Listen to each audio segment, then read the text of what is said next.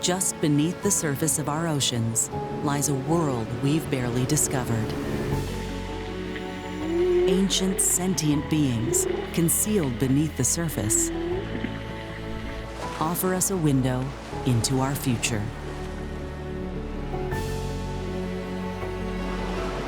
For 28 years, cetacean scientist and conservationist Nan Houser has journeyed alongside these gentle giants. Her decades of research and data continue to deepen our understanding of these majestic creatures and the vast marine ecosystems they inhabit. She's opened a door into the secret lives of the ocean's guardians, connecting us all to their mysterious world. In a life spent in awe of the whale.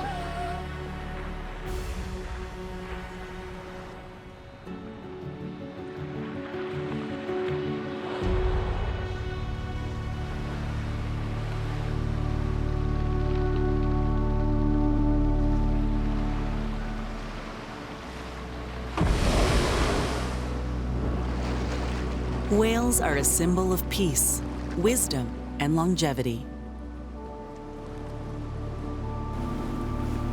They invoke a sense of wonder, enriching the lives of many people who come into contact with them.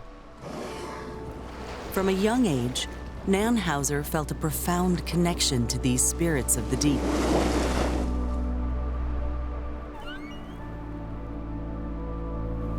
In her childhood, on holiday in Bermuda, Nan first heard whale song.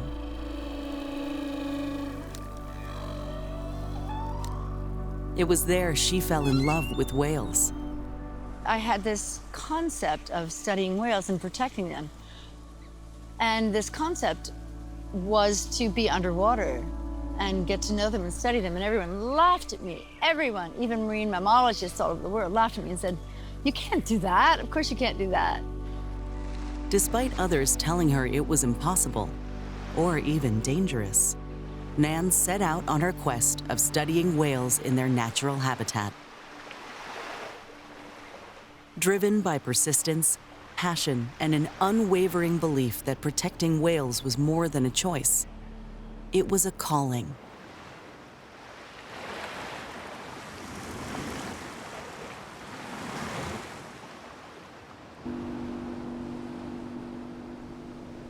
Many of us forget that planet Earth is in fact over 70% water. Nan Houser's life's work highlights just how intertwined our fate is with the oceans, especially with the giants that roam them.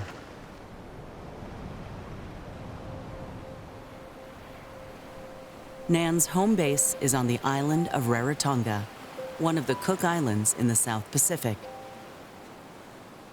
It is paradise.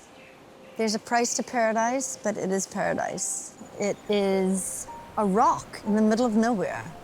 A rock with 1.2 million square kilometers of ocean and 15 tiny little islands that are so far away from each other, they're really hard to get to. Living here for over 20 years, she finds herself surrounded by pristine reefs just a stone's throw from the land, a perfect vantage point for whale sightings.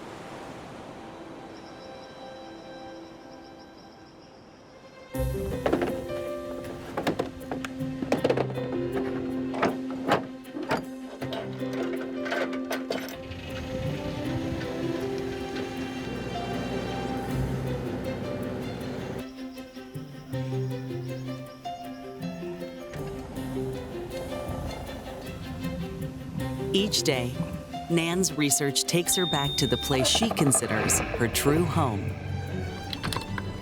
the open ocean. The Big Blue is her safe space, a realm of calm and endless possibility. You want to drink it. You want to absorb it through your pores. You want to embrace it. You want to submerge your whole being in it. And I do. And it takes me away from anything or any place or anyone. I'm just there in the big blue. And it's a blue that you never forget. Humpback whales are one of the most watched and well-studied species of whale. The population frequenting Rarotonga are among the world's last critically endangered migratory groups. Every year, these whales undertake one of the longest migrations on Earth, traveling from the icy feeding grounds of Antarctica to the warmer waters of the South Pacific to mate and give birth. The calm, shallow reefs of Rarotonga serve as an ideal nursery for young calves to build their strength before making the arduous journey back south. Every time these giants pass through, Nan seizes this fleeting window to gather vital data on their migration patterns, genetics, and behaviors. Information that is crucial for their conservation.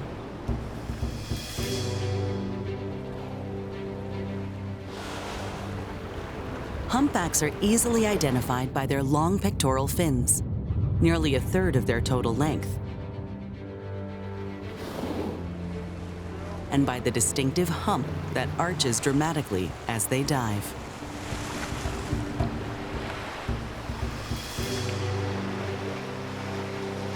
We've got 3 here, and we've got at least 2 there. Okay, we've got the 3 off tail. Oh! Okay, let's keep moving. Maybe that's some other calf and escort.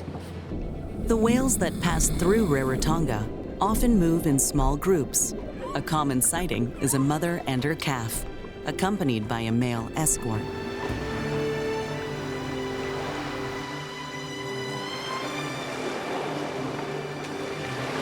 They're just like angels flying around, upside down and around, and it's like a dance, it's like a ballet.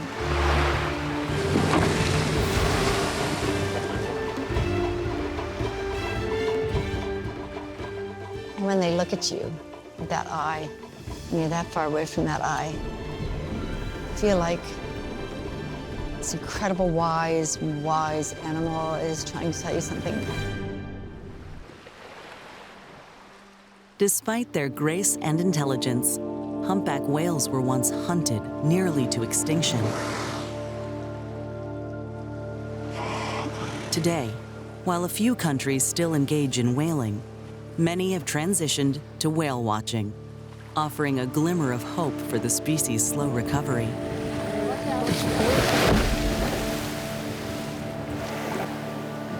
Global efforts to protect humpbacks have allowed their numbers to rebound in many parts of the world. Around 80,000 humpbacks now navigate our oceans, and many populations are still on the rise. Allowing whale populations to grow could prove crucial, not just for their own survival, but for ours.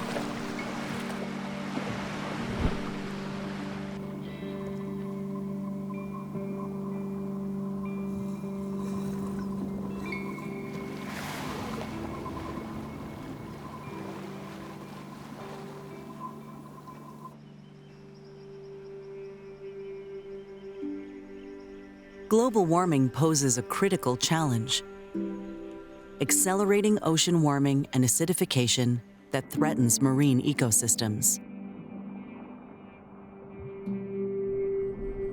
Rising carbon dioxide levels, driven by the rapid expansion of human industry, are a key contributor to these changes. Incredibly, it's the whales themselves that may hold part of the solution. Humpbacks serve as a keystone species and regulate the food chain through a phenomenon known as the poop loop. By consuming krill, humpbacks release nutrient-rich feces into the water, which nourishes phytoplankton, a microscopic organism that absorbs sunlight at the ocean's surface. This tiny life form, is the primary food source supporting all marine life. And it also removes carbon dioxide from the atmosphere through photosynthesis.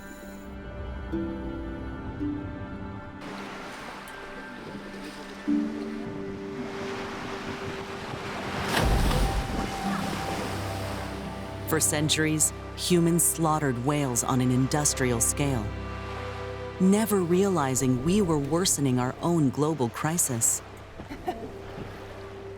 Therefore, observing humpback migration patterns now is crucial, as they distribute vital nutrients across the world's oceans. Yet the whales still face numerous threats on their journeys, from fishing nets and vessel strikes to noise pollution and rising water temperatures. Rarotonga, however, remains a relative safe haven.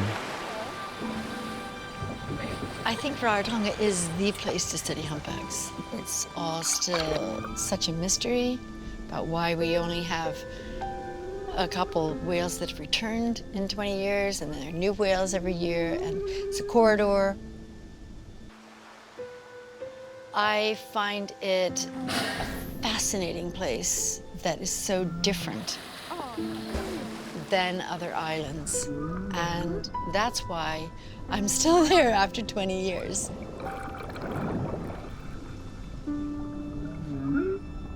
Nan's life was almost cut short at a very early age, and she still suffers from the aftermath of a horrific accident. I don't consider myself ill or sick or a victim or anything like that, but I do take my meds 4 times a day, and if I don't, I suffer severely, and so do the people around me, because they have to deal with seizures, and I mean, it's not a pretty disease to have epilepsy. I consider myself lucky that I survived a very severe accident. At 18 months old, Nan fell headfirst from a second-story porch onto the pavement below.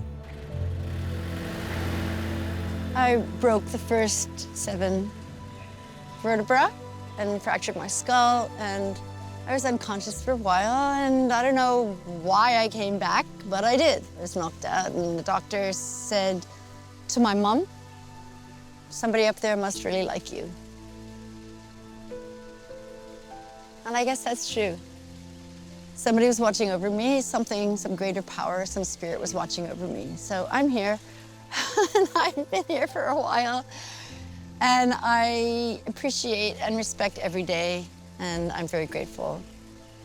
I am not gonna change my life because of this illness. It's an ugly, nasty disease. I have respect for it enough to take my meds and not be around flashing lights and not get dehydrated and not let my blood sugar level get too low and not get too stressed out. It's this illness that keeps Nan out of the water on her doctor's orders. But there's still a wealth of valuable research to be done at the surface. As humpbacks swim and breach, small fragments of skin naturally fall off. And a key part of Nan's work involves collecting shed whale skin. These tissue samples are vital for genetic analyses and to examine how whales store and cycle carbon. By sequencing DNA, researchers can identify individual whales, learning whether they are male or female and whether they carry particular genetic markers. Microorganisms that live on the whale's skin can also provide vital information for monitoring their overall health and nutrition.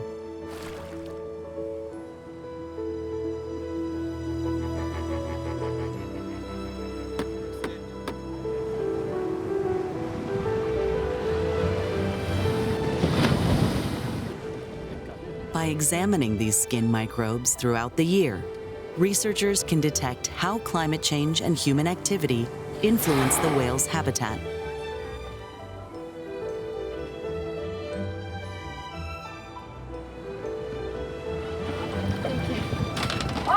Peace.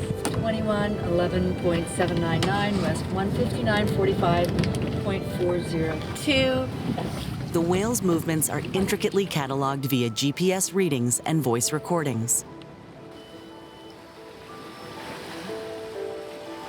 All this data offers a piece of the puzzle in understanding how these whales live and how best to protect them.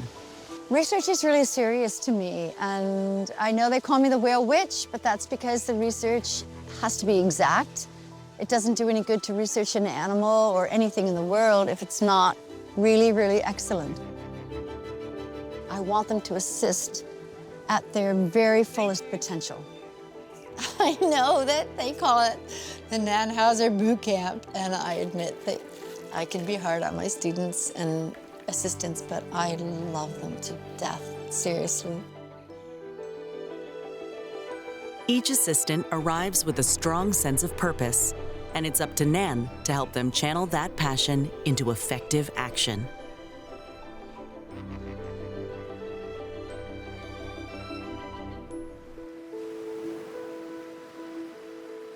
To track specific humpback whales on their migration through Rarotonga, Nan's team relies on fluke identification. Each animal has an individual tail fluke. When you get that fluke, you've got an ID, you've got the perfect ID.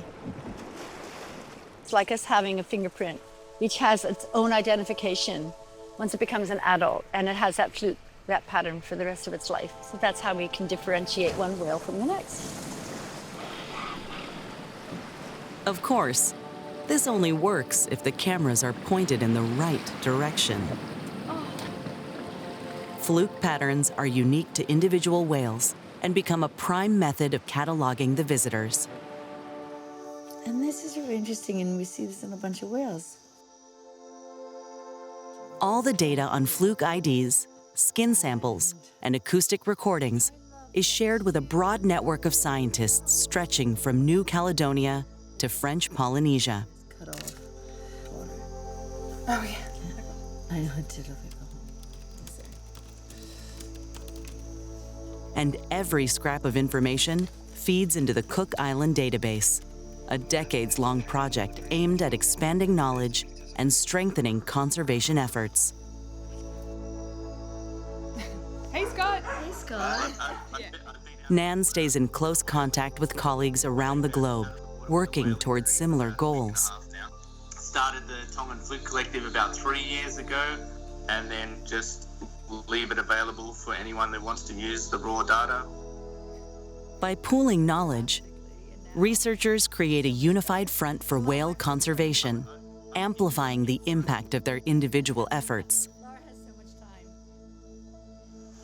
Thank you. I know what, you guys all came here and you went, oh, they all look like sheep. I can't tell the difference. And then now you can.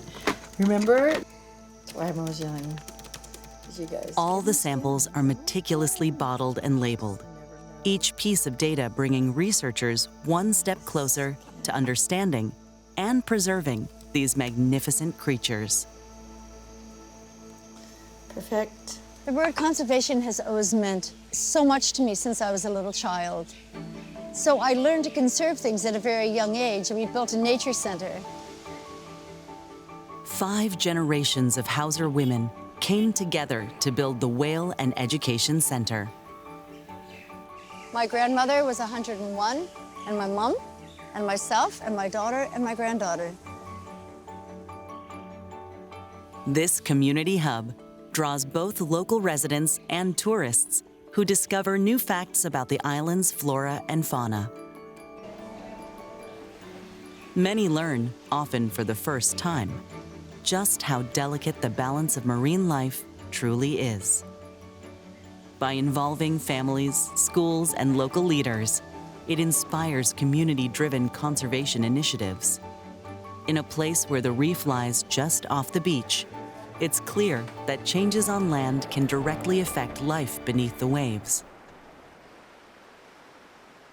One pressing issue affecting whales and all marine life is plastic pollution.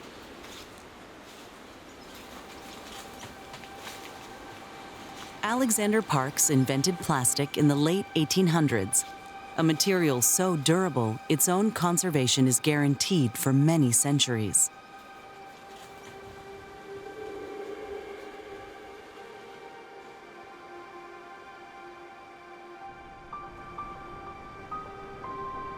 Just every time we go to a beach or we're out on the ocean, you just find more and more plastic.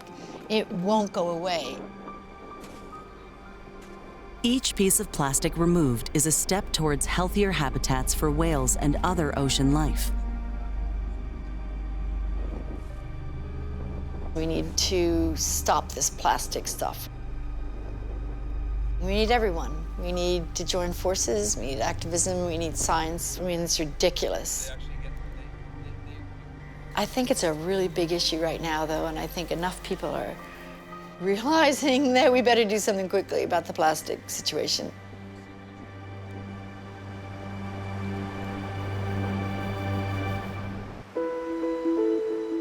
Spreading awareness of the problem is the first step, so Nan travels all over the world promoting ocean and whale conservation.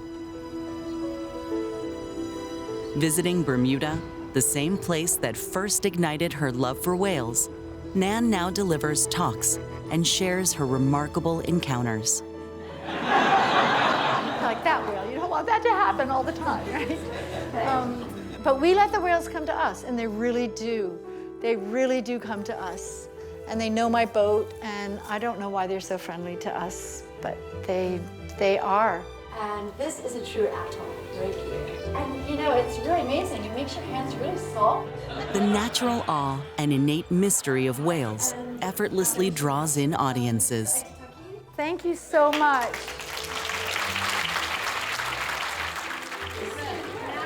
She visits local schools to raise awareness among the young. What you learn and what you study and what you write up and what you have the evidence of is a really good way to save animals. Research is awesome. I love science. I can thank my grandmother and my mother for this, the curiosity gene. Over 1.2 million. I'm very strict about my research. It has to be excellent. Do the research right. Get it perfect, because if you're going to write it up scientifically, it's got to be pretty accurate. I think a lot of that came from my medical background. Thank you very much for coming in. Yeah, I'm sorry to go so fast. Nan is deeply committed to the cause, using her findings as a powerful tool to influence politics and tackle important conservation issues. In an age where misinformation spreads rapidly, the need for good science matters more than ever. Yet beyond the realm of policy, Nan's work is grounded in the fundamentals of field research.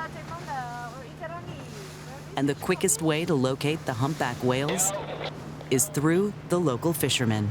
I heard you, Tom. When we get a call, my heart leaps. Oh my gosh, they must know where a whale is.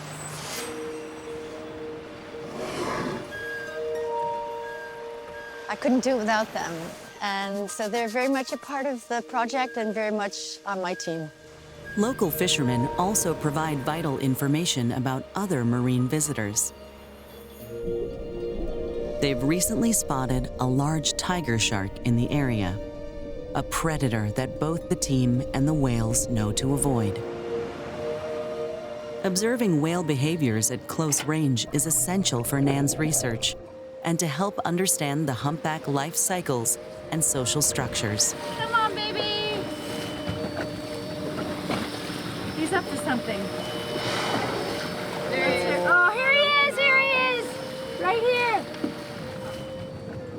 As a whale approaches, there's a moment of mutual recognition, a quiet understanding between Nan and this ocean giant.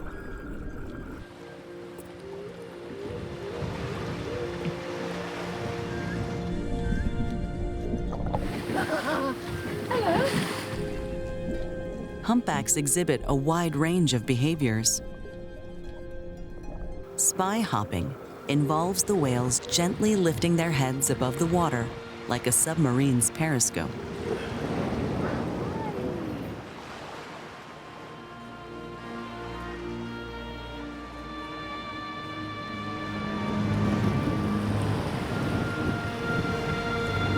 Slow down, slow down, slow down. It's believed they do this to reorientate themselves in unfamiliar waters. Some days, they just do it next to your boat. And you know they're doing it for you. And it's so weird that an animal that big could really connect with us little beings that they don't know who we are or what we do, but they connect. They're beautiful, beautiful, sentient beings. Okay, can I have my wetsuit, please? Despite her doctor's orders, Nan can't miss such a unique opportunity to observe her subjects at such close quarters. For her own safety, she must remain close to the surface, as an epileptic seizure in the water could be fatal. Luckily for Nan, more often than not, these inquisitive creatures come to her.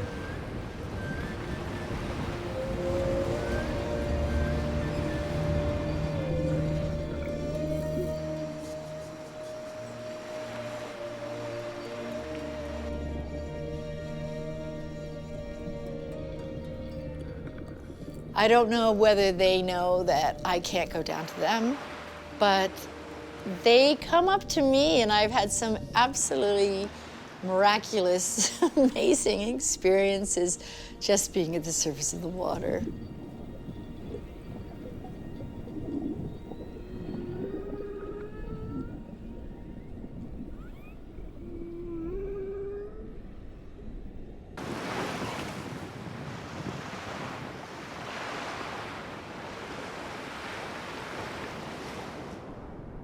Being this close to a wild animal in its natural habitat fills Nan with a profound sense of spiritual connection. And it still is for me. It doesn't matter how many whales I've been with, it's still a spiritual experience. I can't think of anything that I would rather be doing, actually.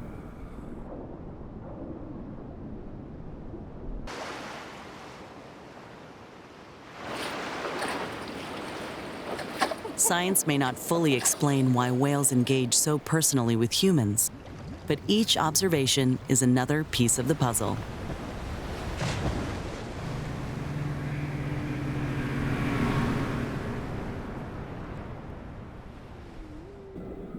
Research on whales is still in its early stages. Systematic study only began in the 1960s, leaving many gaps in our knowledge. Through Nan's research, every encounter reveals intricate details of whale communication, deepening our understanding of their intelligence.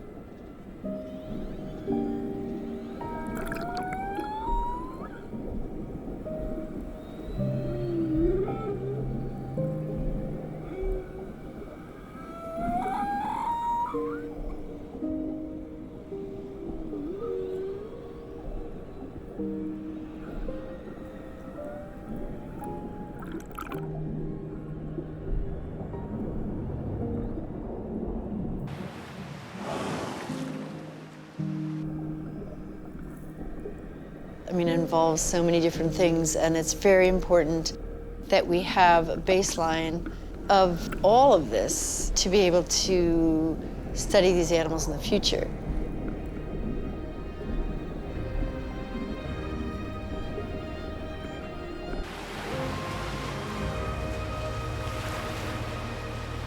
We're only beginning to understand the incredible feats these animals can perform. Humpback whales can grow to lengths of up to 50 feet and weigh nearly 80,000 pounds. Yet, they are remarkably agile.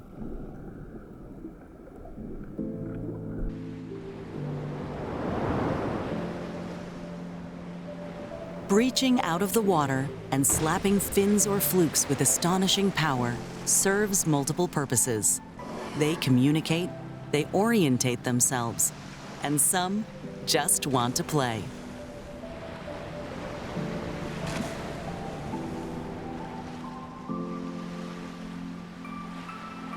It's beautiful. It's like an angel coming out of the water for a moment and then splashing back down. And you're just in awe.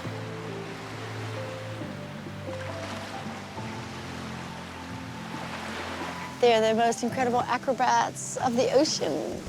They blow your mind. They scare you. They make you feel safe. They make you go through every emotion that you have. And the love is so deep. It's like loving a child.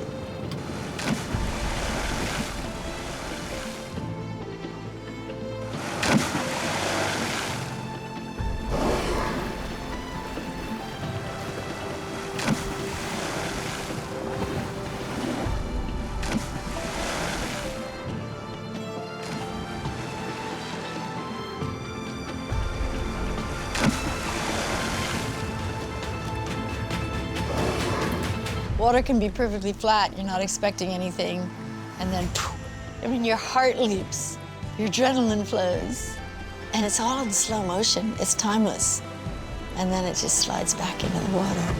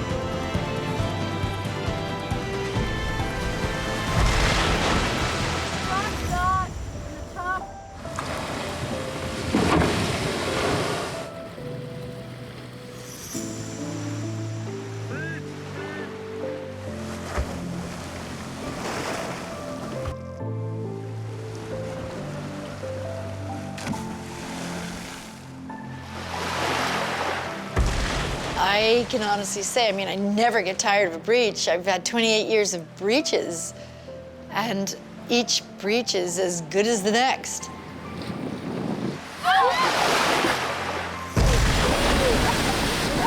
Did you get it? Oh, jeez! There's a competition going on here.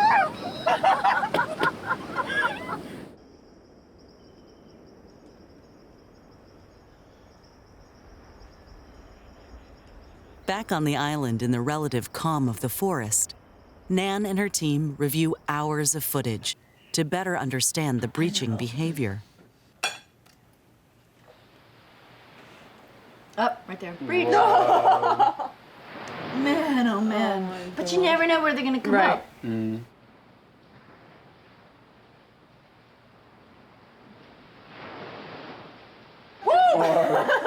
Sometimes I wasn't quite there in time. They were definitely interacting with us. It's as if they were showing off and having a good time because they took us into their pod.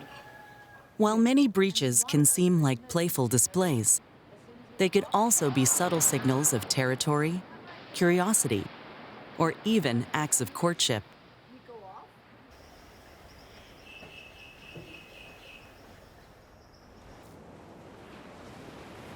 Beyond their acrobatic displays, humpbacks also express themselves through another captivating behavior that Nan is determined to capture. Okay, I'm gonna drop the hydrophone here because... Male humpback whales can sing, and Nan wants to record it. By producing sequences of clicks, chirps, and whistles, they create complex, evolving songs that can travel vast distances. We are so lucky here because we don't get just one song for the season. We have 5 different songs this year. In fact, I bet after we analyze them, we probably have 6 different songs for this year.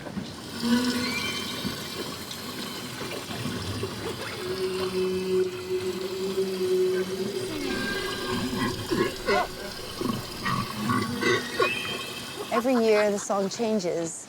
So often we'll just be over a whale and we'll hear it singing through the bottom of the boat. How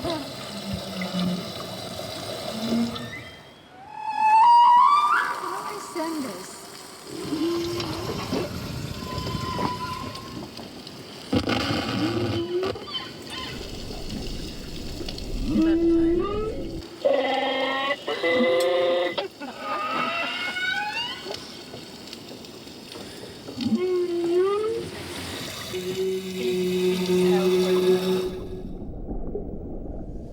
And the other day when I was in the water filming and collecting skin off one of the males, just my whole body was vibrating. It was like this incredible vibration through every part of my body, and the sounds of that deep, and you're shaking, hanging over him, and then he makes this silly little bird chirp, beep, beep. And then he goes into a cow, and then he goes into a squealing dog, and he goes into every possible animal sound there is on the planet. It's really fun. These distinct melodies drift across the entire South Pacific, from one population to another, reflecting an ongoing cultural exchange among whales. So there's got to be data in there. I mean, the song means so much more than we could ever imagine. I could just spend the rest of my life studying song and I'd be happy. That was awesome.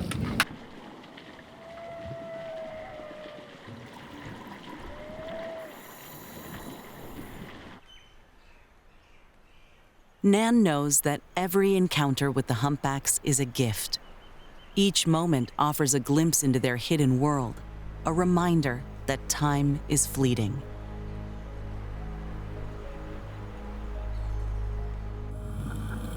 And before they continue on their migration, she wants to seize one more unforgettable eye-to-eye encounter with these majestic creatures.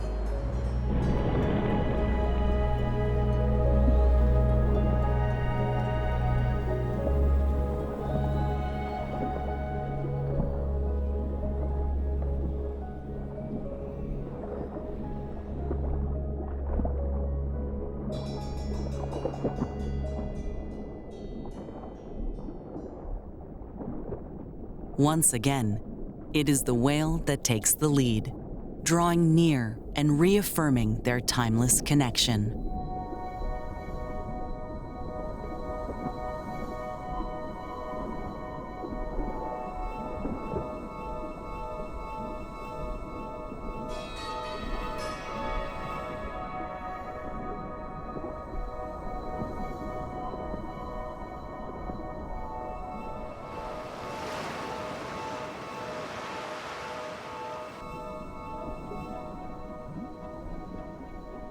When you're with a whale, there's something they know that we don't. And they make you happy, they fill you with joy, they amaze you, they make you feel like you've had a spiritual experience. I don't really know how to explain it. When I'm with a whale, I become a more spiritual person every time.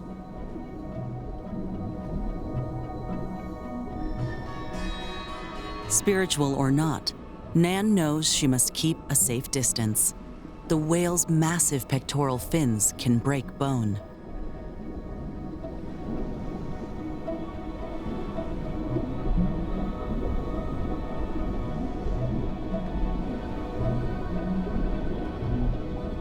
Yet this humpback's persistent contact is as curious as it is unusual.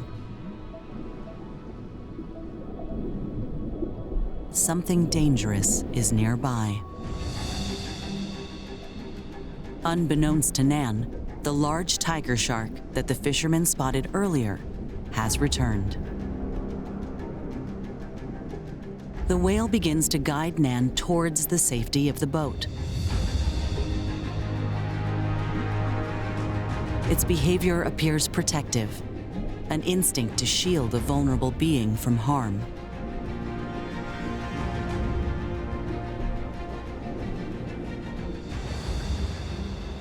While humpbacks have been known to rescue seals from orca attacks, never before has one seemed to safeguard a human.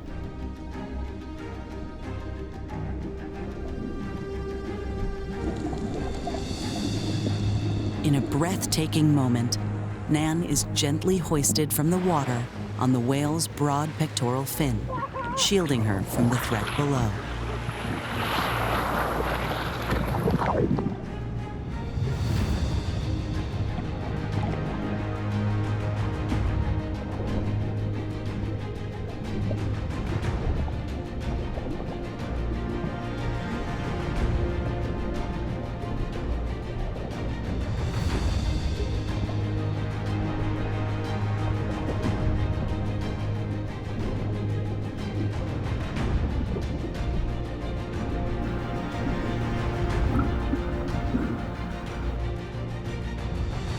Even as she attempts to retreat, the humpback continues nudging her towards the boat.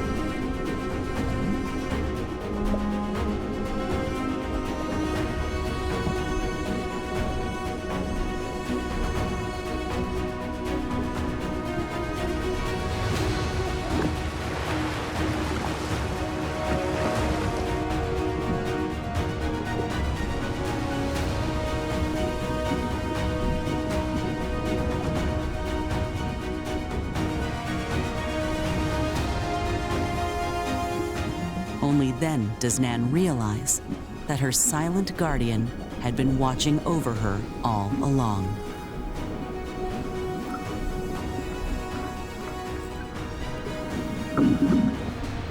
There's a great big tiger shark up there.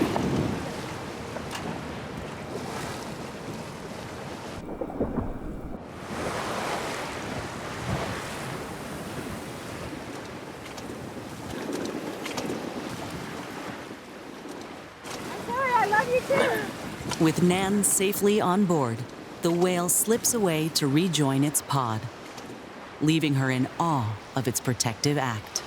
Oh my God. Oh my God.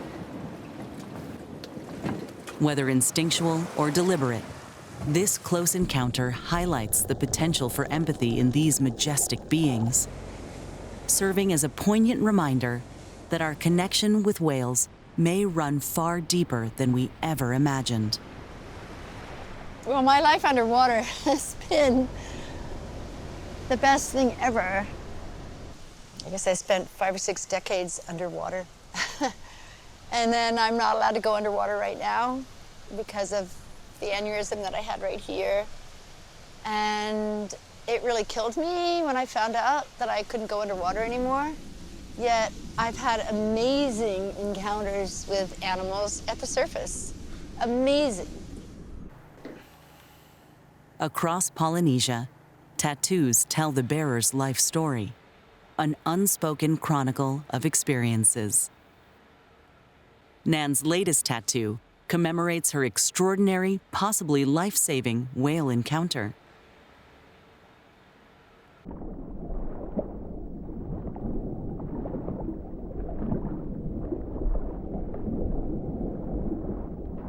The design underscores her deep-rooted bond with whales, reflecting not just her past, but also her hopes for the future of Cook Island humpbacks. I'm really lucky to be alive, and I'm really lucky to have these opportunities to experience these encounters. Wearing her history on her skin, she carries the burden of what comes next, uncertain yet determined to uphold her responsibility to protect these magnificent animals. I don't know what my future is. I don't know what the future of the whales are. I don't know what the future of the planet is. I don't know what the future of the ocean is. How can any of us? Can only be hopeful and can only try our hardest. So I don't know what the future brings, and yet I'm not gonna let it bring me down, because that doesn't do any good. All I can do is my best to make the future better for everyone and everything.